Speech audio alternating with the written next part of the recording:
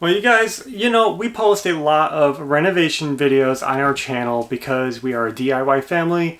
We're always into some project. And over the years, we've run into a lot of building myths that come up in the comments. So, a building myth is basically a building concept that a lot of people believe as true, even though it isn't. It's just a myth. So today I thought it'd be fun just to cover a few of these myths, especially because one of them just came up in the comments today.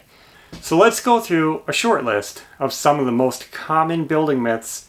Number one, I think I'm going to mention, is drywall. When we're installing drywall, we like to hang our panels vertically. So they're 4x8 sheets. A lot of the professionals, they hang them horizontally on the wall. And every time we install it, somebody says, you're supposed to hang them horizontally.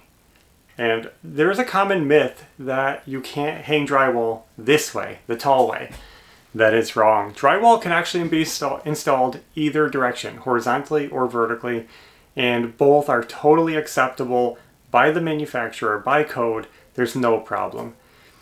A lot of people like hanging them horizontally because they're easier to finish. You have one seam in the middle of the wall where the two taper joints come together and you can seal those up.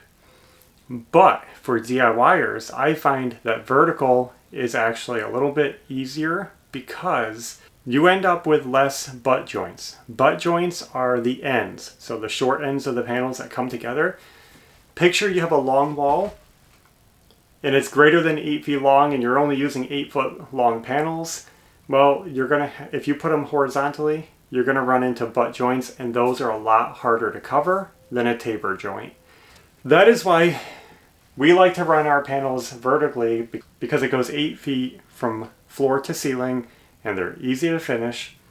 But I will say that if you're not good at finishing drywall, vertical joints are sometimes more noticeable than horizontal joints.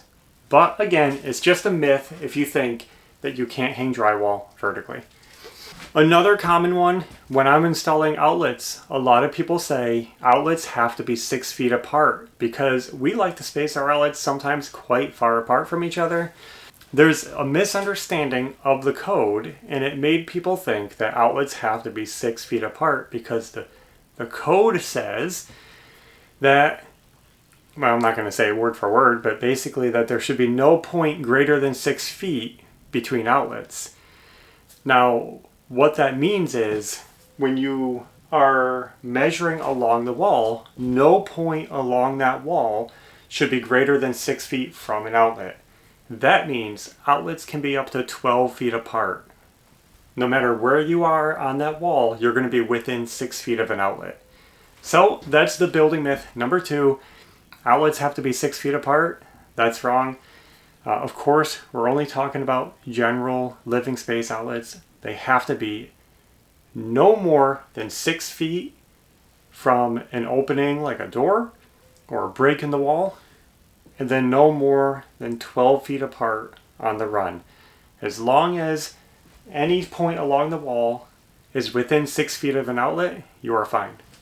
This is a big one, not really construction related, but still housing related, and that is that a bedroom is not a bedroom if it doesn't have a closet. This is a long-standing myth, especially in real estate. When we built out our house, we built a large master bedroom and we didn't install a closet, and a lot of people said it needs a closet or it can't be called a bedroom, but that's not true. That's another myth. There is actually no rule in code, and there's no rule in the MLS that says a bedroom must have a closet. Decades ago, the MLS used to only classify bedrooms as rooms with closets. The bedrooms did require a closet, but that was done away with, and it's no longer a rule, but the myth continues. And it's a myth because, for example, if you say, what is a closet? There's no definition. There's no size requirements. There's nothing defining what a closet is. The only thing that defines a bedroom is minimum square footage minimum ceiling height, and an egress. An egress is an opening to the outside. It either has to be a door or an appropriately sized window. As long as your room has an egress and is within the minimum size requirements, it can be called a bedroom. So you can build a house without closets and have as many bedrooms as you want to build that way. And we like that better sometimes because it makes more sense maybe to use a wardrobe than to build out the space with a conventional closet. Insulation. There are a ton of myths revolving around insulation. I'm going to touch on a couple of them. The one that we get all the time is that the vapor barrier is supposed to face inside. We get told that all the time, whether we're under a trailer or inside stuff in our walls. Very often, we don't use a vapor barrier at all. And if we do, we face it to the outside because we're in the South. The myth that vapor barriers have to face inside started because in the northern part of our country, typically you would face it on the inside. But the direction of the vapor barrier, or in this case a vapor retarder, actually depends on your climate zone. So if you're in a hot, humid climate, it's going to face the outside. If it's in a cold, dry climate, it's going to face the inside. It all depends on climate zones. So there's not one size fits all.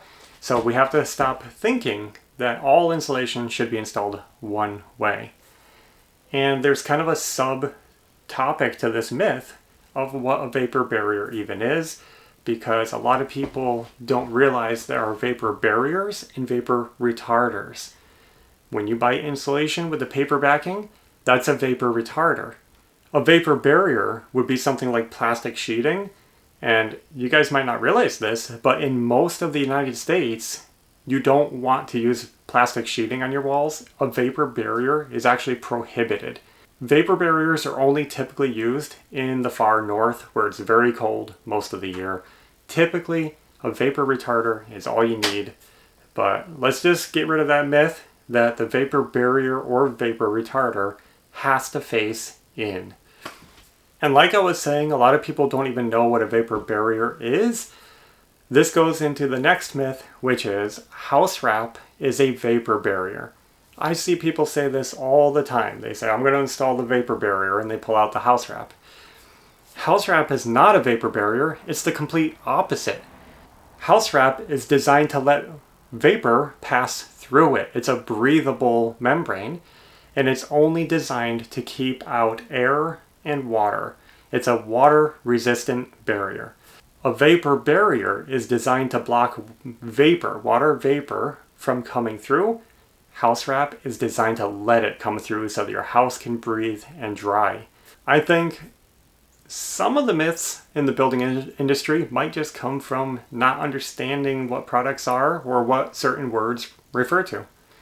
And I think this is going to be the last myth I mention for today, and that is you're supposed to cross-cut your window openings. People always tell us you're supposed to cross-cut the house wrap and fold it into the opening. That is a myth. That practice is so old. It's decades old, and you shouldn't be doing that anymore. It's not good practice, and it doesn't hold to the building sciences and modern standards. So there's a lot of people who will hold that because they saw it done decades ago and they think that's the way it's supposed to be. And people tell us, even today I got a comment where they said, you're supposed to cross-cut the house wrap and wrap it in. The best practice for cutting house wrap around a window is to flush cut it, which means you just cut out the opening flush to the rough opening of your window. Don't fold anything in.